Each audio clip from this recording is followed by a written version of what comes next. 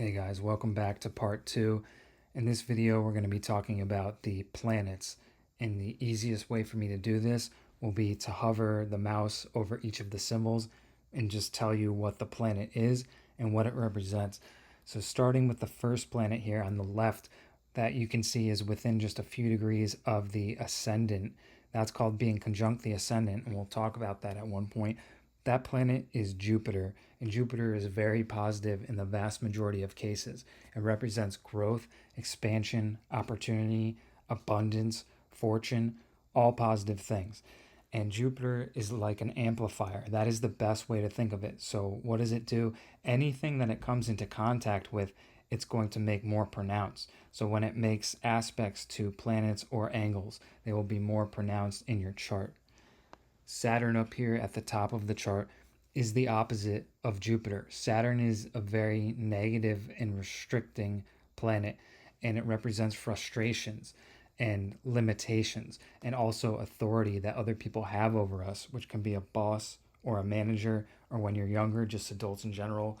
Wherever Saturn sits in your chart will probably be your greatest source of frustration throughout your life. So it's important to know where it sits. But at the same time, it's not all negative, because when you learn to master it, you can become stronger in that area. So Saturn, in a sense, is a taskmaster. And wherever it sits will give you challenges, but you can overcome them. Venus is a really important planet. Like Jupiter, it's extremely positive unless it's extremely afflicted, but Venus is how we relate to other people, and it's basically our social selves. So it's not just romance, it's also our etiquette in business relationships and just how we relate to friends and our socialization in general. But it can also give, physical beauty, literal physical beauty, depending on its condition. But yeah, Venus is a really positive planet along with Jupiter. It's considered beneficial. The sun, this next symbol that's in the middle here, this is one of your big three. So the ascendant, your sun, and your moon are what make up your big three. And they're called that basically because they're some of the strongest things in our chart. So they matter a lot. And the sun represents your conscious self. That is why it's important.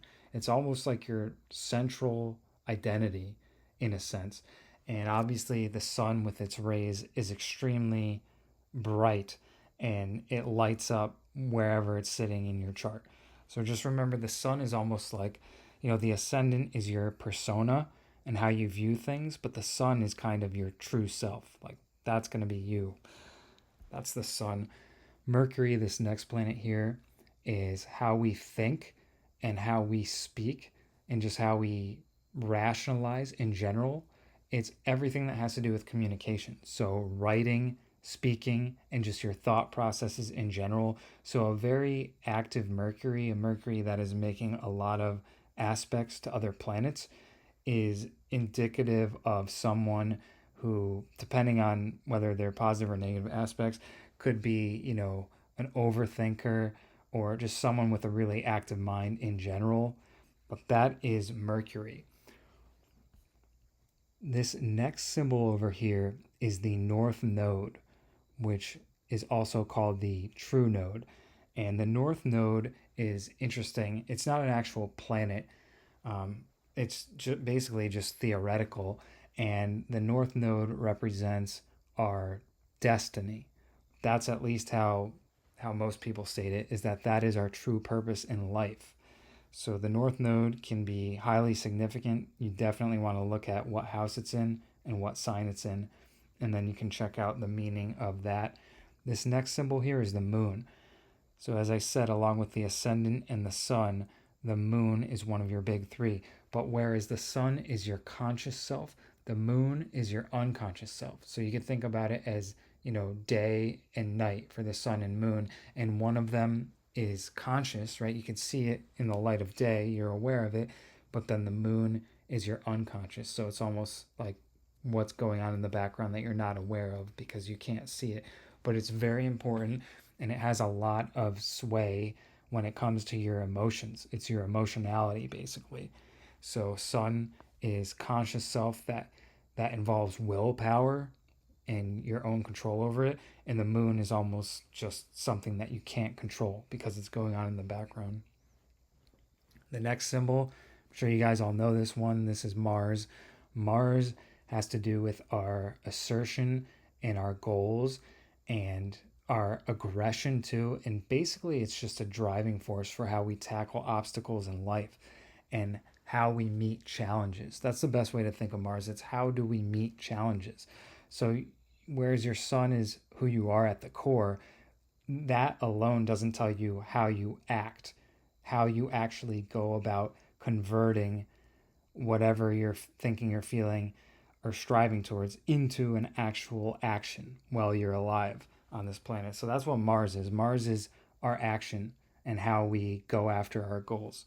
And it's definitely very important. Uranus, this next symbol here, represents anything that's unusual.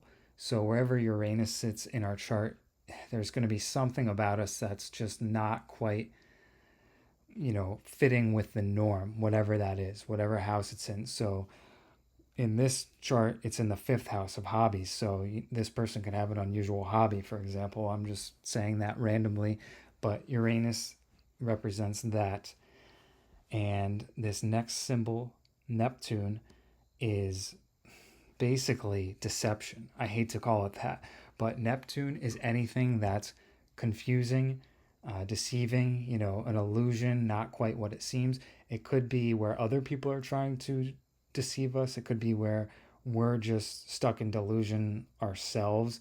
It depends on how it's relating to the rest of the chart, but it is a planet that you want to watch out for and be conscious of, because obviously having a blind spot that you're not even aware of is going to hinder your self development. And if you want to improve yourself, you need to be aware of what's actually going on. Otherwise, it's just going to keep having a negative impact on you and prevent you from making any progress. This next symbol here is Chiron, and Chiron is the wounded healer. So this is actually an asteroid and not a planet. Chiron is where we faced our greatest wounds, but at the same time, as a result, we are able to transmute that experience into healing other people. So, in other words, we understand their pain in a certain area because that's where we experience our greatest wound, and then we are able to heal other people. And then this last planet here is Pluto. And Pluto is associated with power and transformation and also power structures.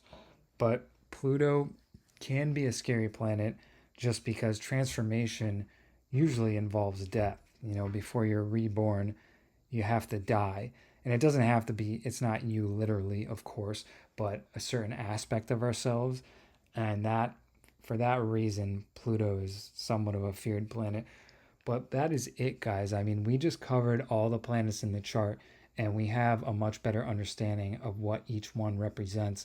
And in my next video, I will go over the aspects that planets can make to one another, and that is the different lines that you're seeing, the blue and red lines. So stick around and do watch my next video if you are interested in learning more. Thank you.